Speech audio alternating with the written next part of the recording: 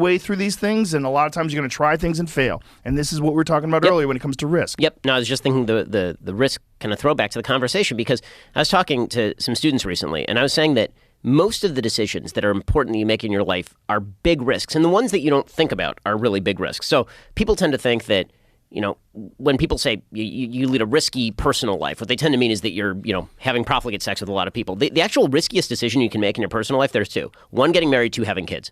These are very risky decisions. They're risky decisions because you are foregoing current benefits for future benefits, right? When you get married, you're saying, I'm foregoing all these other possibilities that are out there, and I'm putting all my chips in the center of the table with this one person, that this one person is the person I'm going to want to spend the rest of my life with.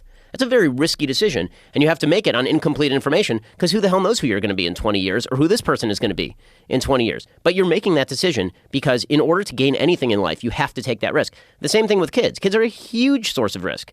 I mean, I've said to folks before that, as life progresses, you take on sort of broader risks emotionally. So when you start off and you're single, I would say that your emotional range is like a 10 to maybe a negative 10. Like happy is like a 10, bad is like a negative 10. Then you get married, and the emotions now are like 20 on the upside, like when you're very happy with your spouse, and then negative 20 when something bad happens to your spouse, right? And then you have kids, and all limits are removed. The worst things that happen in your life are with your kids, and the best things that happen in your life are with your kids. No, that is broadening your scope of risk. Having a kid, not knowing what that kid is going to turn out to be like in 18 years, right, is a disaster area. I mean, when you get pregnant with a kid, you have no idea what that kid is going to be like when they're born. I mean, it's a huge risk, and that's true in business. That's true in education, right? Every time you plan for the future, you're taking a risk. And people who are risk averse say, well, I don't really want that risk. I want to be cared for. I want there to be something without me taking. But it's the risk taking, it's the choice that makes you a fulfilled human being, even if the risk fails. Even if the risk fails, if you took the shot, you still get credit on I think a certain moral and even on a subjective self level.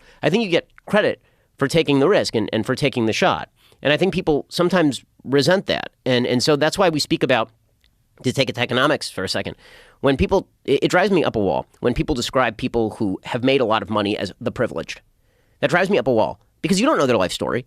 Maybe they really weren't privileged, right? Maybe they were super not privileged. And maybe they just invented a really cool product that a lot of people wanted to take advantage of. Maybe they weren't born rich. The vast majority of people who got rich in the United States were not born rich in the United States. Is that true? Yeah. The notion